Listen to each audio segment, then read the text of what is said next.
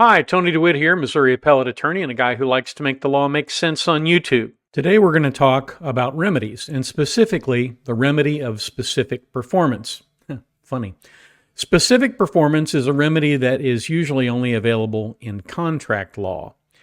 Now, one of the things that isn't always clear about the law is that there's a big difference between the cause of action, for example, an action for breach of contract, and the remedy for a successful win in that action. Lawyers take a class in law school called remedies because the law, if you really want to think about it, can be viewed as sort of this giant toolbox for solving problems. Now, you think of a standard toolbox. You've got saws, wrenches, screwdrivers, hammers, you may have power tools. You have the tools to build up. And if you have crowbars and things like that, you have the tools to tear down. You have to be able to use the right tool in the right situation. For example, if you want to drive a nail, you use a hammer, not a crowbar.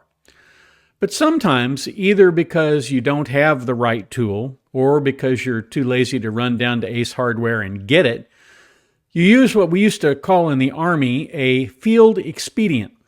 For example, if you don't have the clamp, that long clamp that they use to clamp boards together if you're making, for example, a cutting board, one of those specially designed clamps is fairly expensive. You can take the caulk out of a caulk gun and use the spring-loaded mechanism of a caulk gun as a clamp.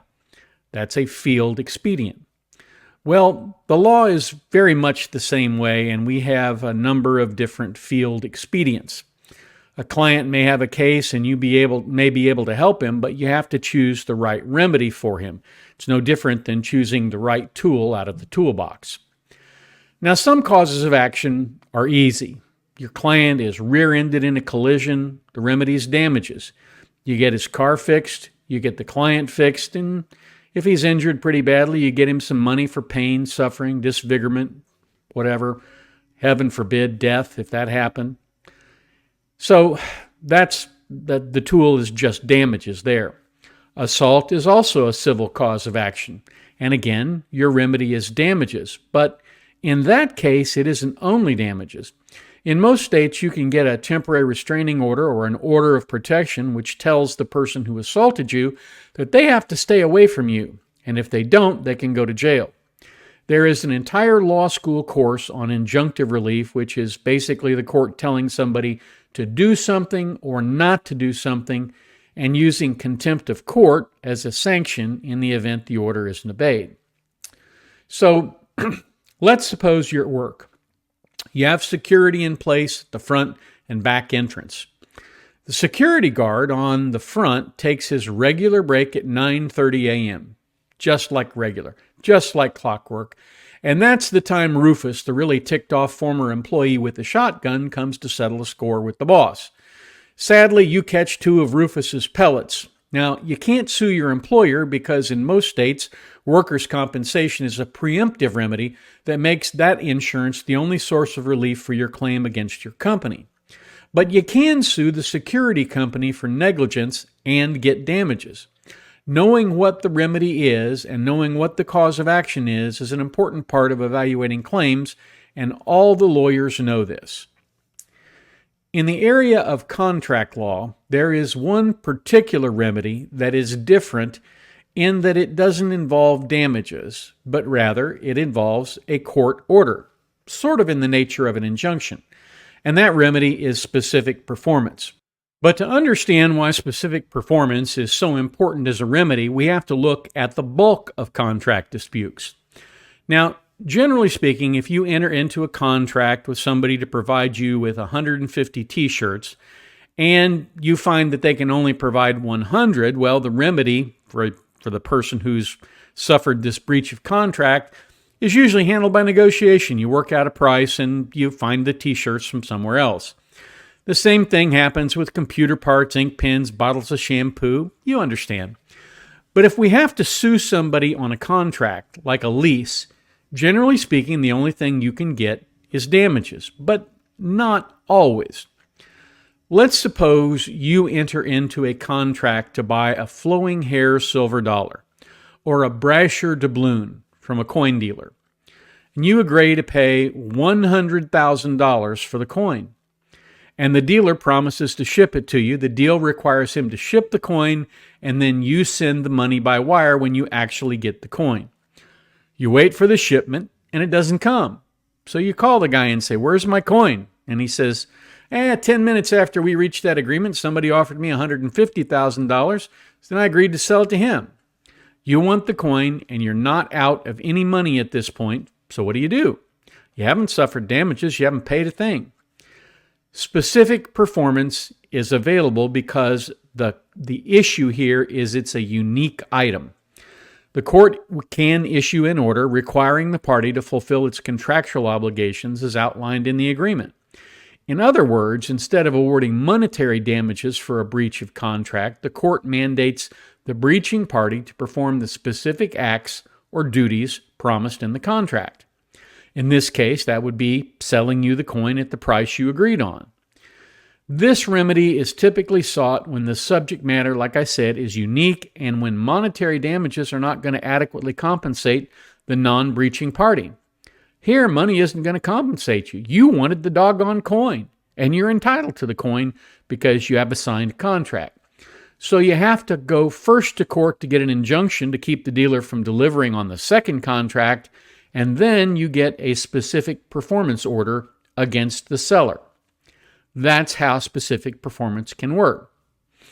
Also, let's say you find that perfect house. It's wonderful, has all the rooms you need, it's laid out the way you like, has all new appliances, great driveway, terrific garage. You put in a bid and it's accepted. And you sign the contracts.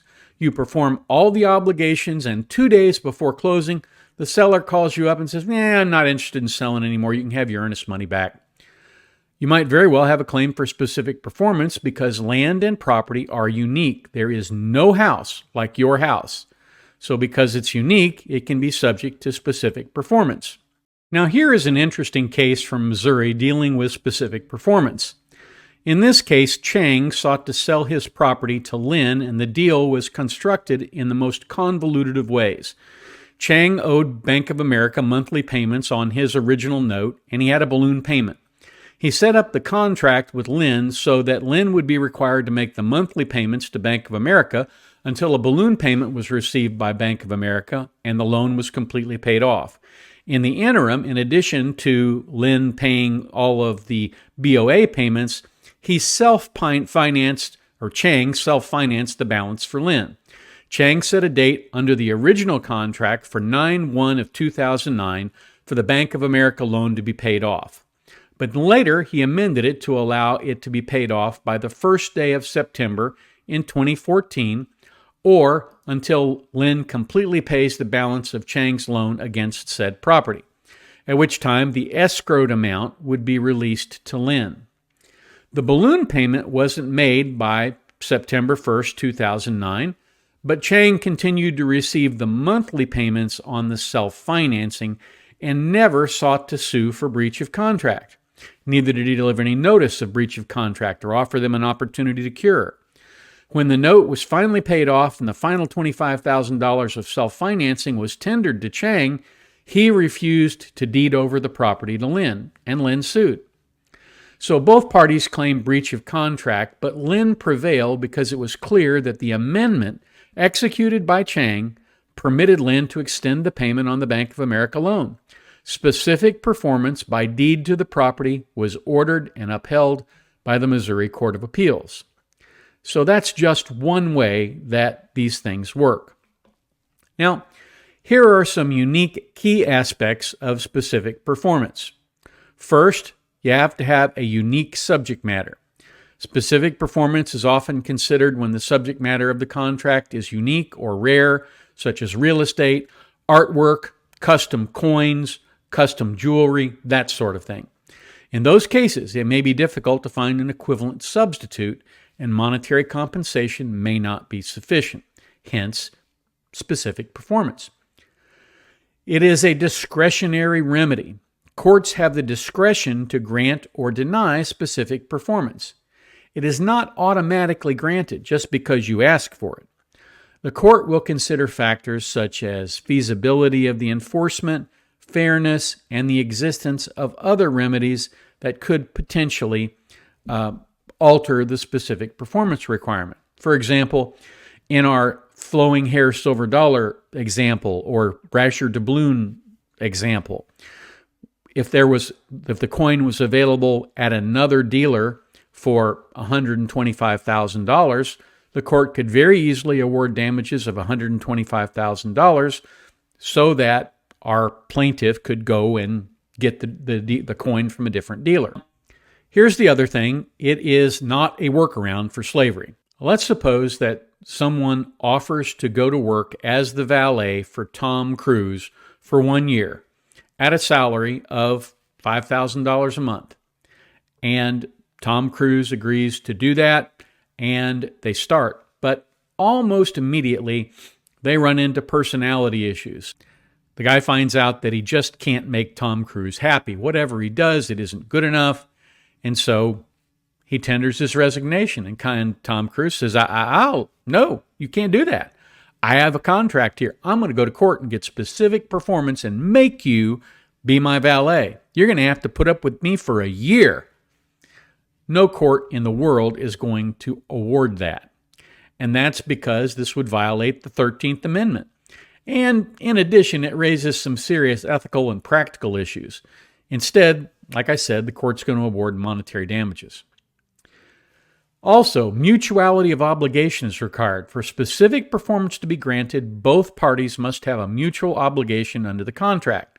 If you want to look at our example from earlier of the brasher doubloon, one party made a promise, I'll pay you for the doubloon. The other party made a promise, I'll ship you the balloon.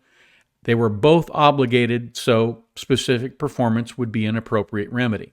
The standard of proof. The party seeking performance generally needs to show that they have performed all of their obligations under the contract. There are things called conditions precedent that are in contracts. You find these especially in, for example, insurance contracts. You have a condition precedent to having the insurer indemnify you for the loss of your house. One of the conditions before is you can't have stored flammable materials there.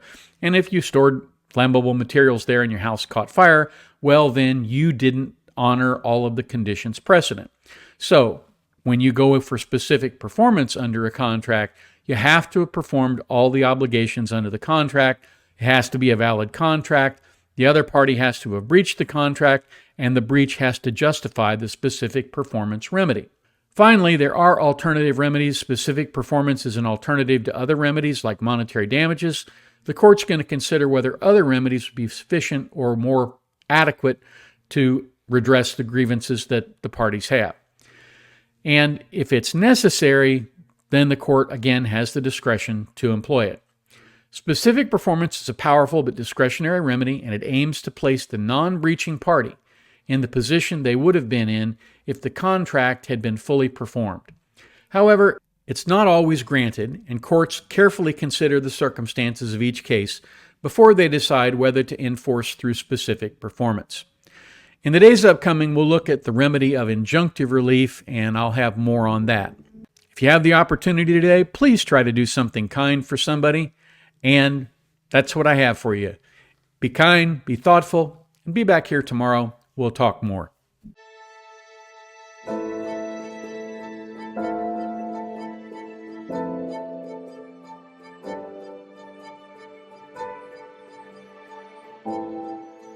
If you like this video, here are a few others you might try, and don't forget to subscribe. Have a terrific day, guys.